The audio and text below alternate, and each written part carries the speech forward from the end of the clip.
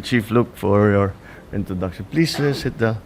The members of the cabinet, both of those who are staying and those who are accompanying us. Malaki-laki ang delegation natin ng mga cabinet secretary ngayon.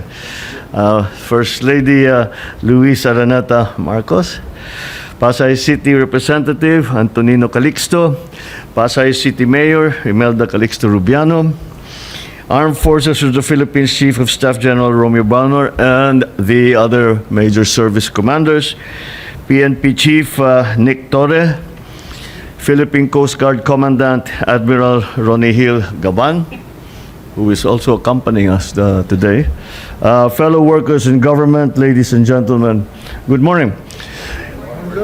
It is with high expectations and much anticipation that I leave for New Delhi upon the very gracious invitation of PM Narendra Modi.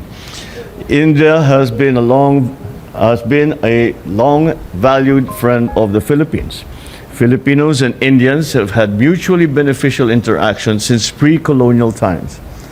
Throughout our history, Philippine culture has been deeply enriched by our exchanges with the Indian civilization, which have long influenced our language, our literature, customs, and even our folklore.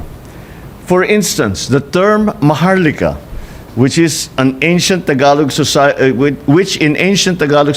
was referred to as a class of free men who were obligated to serve the Datu in battle, is actually derived from Sanskrit, one of the ancient languages of the Indian subcontinent.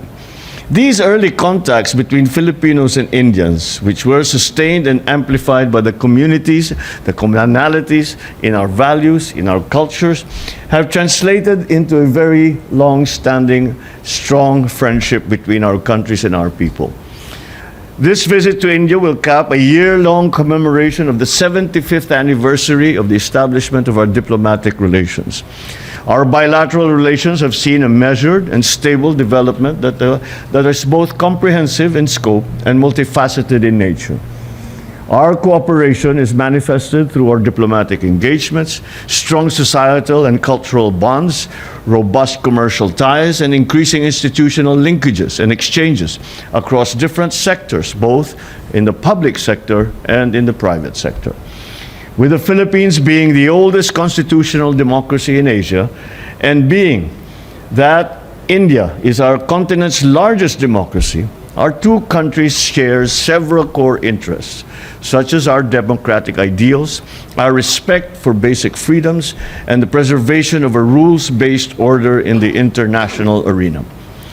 Our geostrategic position as coastal states that border the busiest international trade routes and critical sea lanes of communications in the Indo-Pacific region, our shared interest in protecting the rights and welfare of our international seafarers, our steadfastness in upholding international maritime law, including the UNCLOS, and our unwavering commitment to regional peace and cooperation serve as a credible foundation of our active and growing maritime cooperation.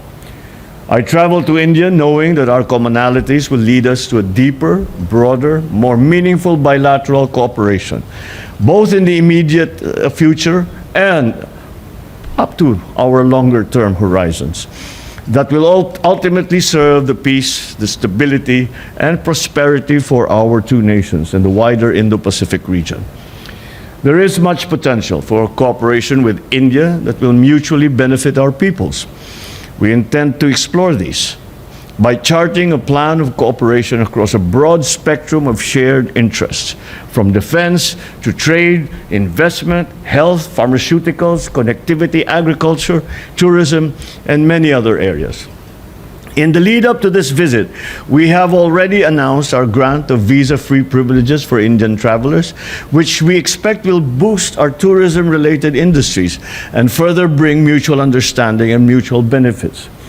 I have with me several cabinet secretaries who will make certain that the vision of a close strategic relationship with India will turn into a reality as soon as possible as we make our commitments at the highest levels of government and of business. There are already Indian multinational companies that are operating in the Philippines in IT, BPM, pharmaceuticals, telecommunication industries, and many, many more other sectors.